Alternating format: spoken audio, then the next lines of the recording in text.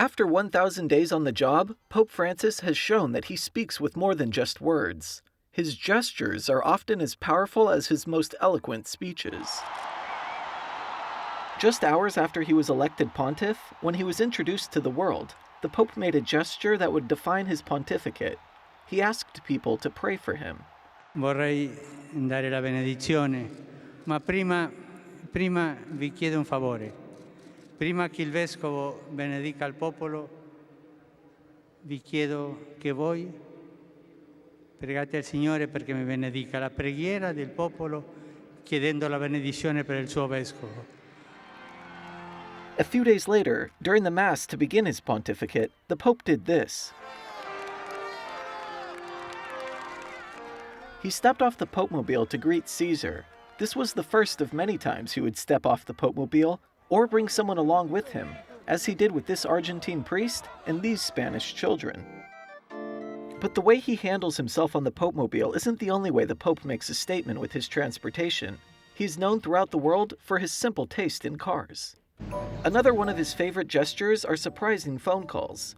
He's called these Spanish nuns, but they didn't answer, so the Pope left an affectionate message for them. Andarán haciendo las monjas que no pueden atender. Soy el Papa Francisco. La quería saludar en este fin de año. Voy a ver si más tarde la puedo llamar. Que Dios la bendiga.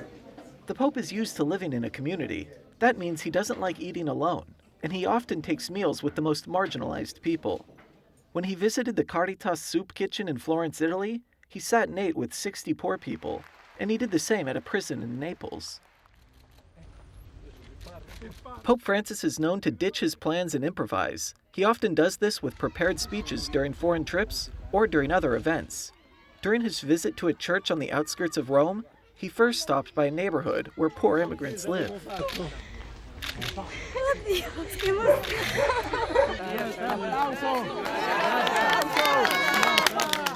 He did the same thing while visiting these workers at a Roman fair.